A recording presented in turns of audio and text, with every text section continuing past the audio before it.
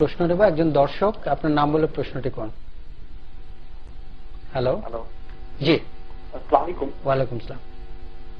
আমি মোহাম্মদ জামাল সরোয়ার বলছিলাম দিনাজপুর থেকে। জি বলুন। আমি আজকে যে দৈনিক আলোকিত বাংলাদেশের সম্পাদকের কাছে একটা অনুরোধ করতে চাচ্ছিলাম। গতকাল রাজশাহী বিশ্ববিদ্যালয়ে আওয়ামী লীগ ছাত্রলীগের সংগঠন যারা গতকাল যে তাণ্ডব চালিয়েছে, এই কারণে আগামীকাল আপনার পত্রিকাতে ছাত্রলীগকে একটি জঙ্গি সংগঠন হিসেবে পরিচিত করে তোলা যায় কিনা? ধন্যবাদ।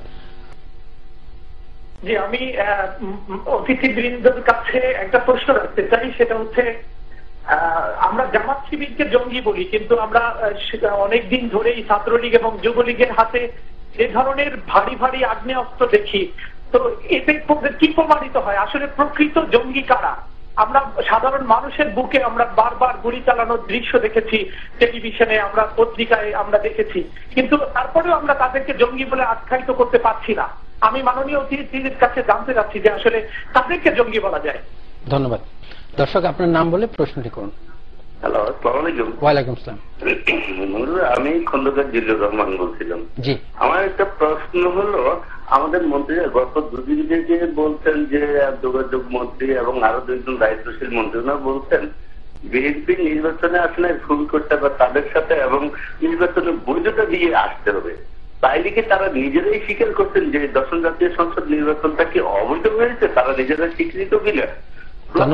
পরে দেখি আমাদের দায়িত্বশীল লোকেরা যে কথাগুলি বলতেছেন, এটা কি দায়িত্বের বহিঃপ্রকাশ না কে? আবার আজকে রাজশাহী বিশ্ববিদ্যালয়ের যে অবস্থাটা দেখলাম তাণ্ডব, এটা ছাত্রলীগ পুলিশের সাথে মিলে যেভাবে তাণ্ডব করছেন, পিস্তল উঠে যেভাবে দেখা যাচ্ছে আমরা দেখছি, এইটা কি নির্বাচনের পরে বর্তমান সরকারের কি নতুন একটা কি অস্ত্রের উৎসব দেখালো না তাদের ক্ষমতার ইয়েটা দেখা? ধন্যবাদ। আর যেটা জঙ্গির কথাটা যেটা আসছে, সেই জঙ্গি আসলে জঙ্গি তো আমরা আর কাউকে জঙ্গি বলি না, তাই না? জঙ্গি কে না আসলে সেটা তাদের কার্যক্রমে সেটা প্রমাণিত হবে। তো তো যদি কারো হাতে অস্ত্র থাকে, আমরা দেখি যে প্রকাশ্যে গুলি করতেছে, করতেছে, আমরা সাংবাদিক হিসাবে পত্রিকার লোক হিসাবে সেগুলি সংবাদ পরিবেশন করার চেষ্টা করি। তবে যারাই অস্ত্র নিয়ে প্রকাশ্য আপনার গুলি ছুটছে বা করছে, সেগুলি আমার আইন শৃঙ্খলা বাহিনী দেখা উচিত, কেউ আইনের ঊর্ধ্বে না।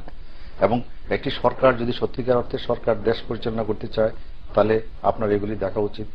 যেমন ডক্টর আসিফ নজরুল বলেছিলেন যে শেখ হাসিনার ছাত্রলীগের নেতৃত্বের বয়স কমে নিয়ে আসছিলেন অনেকটা।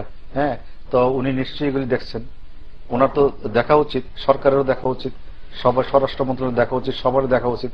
কারণ আমরা সবাই যদি দেখি, তা রাজশাহী ইউনিভার্সিটি আজকে যে ঘটনা ঘটছে, হ্যাঁ, সেটা আপনার ধরেন পত্র পত্রিকায়ও সেই রিপোর্ট আপনারা অলরেডি আসছে, টেলিভিশনে আসছে, সব জায়গায় আসছে। এখন সেটা যদি কোনো বিচার না হয়, সেটা যদি কেউ ধরা না পড়ে, তাহলে তো স্বাভাবিকভাবে প্রশ্ন থেকে যায়, তাই না?